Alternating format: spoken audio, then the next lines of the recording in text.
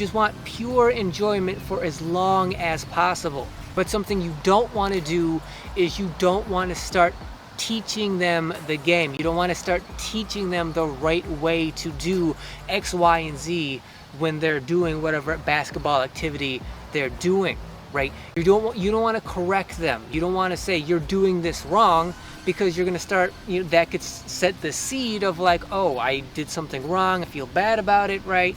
You don't want any of that. You just want pure enjoyment for as long as possible. Now, of course, if they're trying to do something specific, some kind of specific skill, and they're not getting the hang of it and they're getting frustrated, now you can step in and show them, okay, this is how you do this, and this will help if you do it this way, and you stick with them until they get it right. And then when they do get it right, now it's time to praise them and give them as much adulation and make them feel good about themselves when they do something right.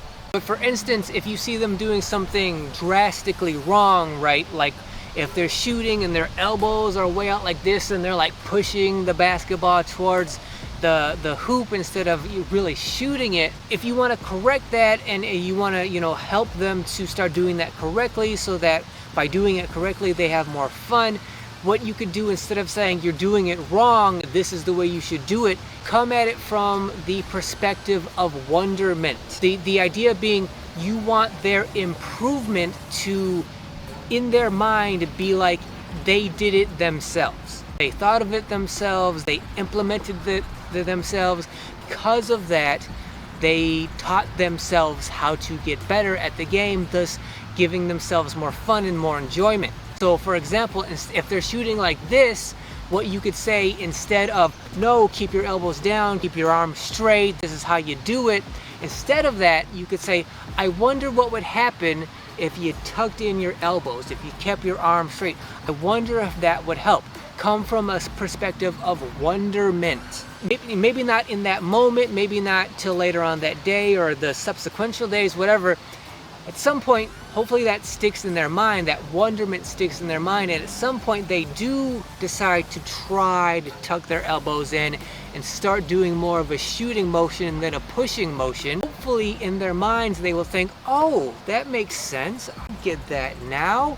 I put my elbows in, my arms are straighter, now I'm shooting the ball better because of it. Because I'm shooting better, I'm having more fun, and I kind of taught that to myself. I kind of figured that out on my own because, whoever at some point said, I wonder what would happen if I tried this. So now not only are they having more fun than they were having, but hopefully that also fosters the spark of curiosity in them. And you combine those two together, the fun with the curiosity, now you're building a foundation for to hopefully spark a basketball passion that's going to continue and burn stronger for years to come. Whether your kid's going to be a casual player or whether you're trying to have them be more of a serious player, trying to earn like a college scholarship one day, the foundation should be enjoyment for the game. They need to have as much exposure to it as they possibly can, and you want to make that exposure as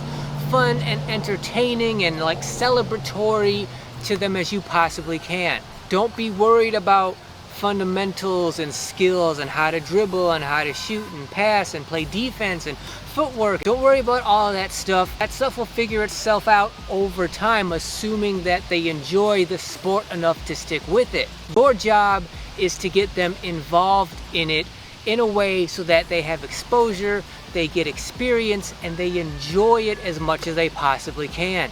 All you can do is expose them to the sport, make it as enjoyable as possible, and hopefully they gravitate in that direction. Once they do, once they have laid down a foundation of, I really do enjoy this, I really do want to make this a major part of my life, now after that point, you can start working on fundamentals and skill set and all that kind of stuff.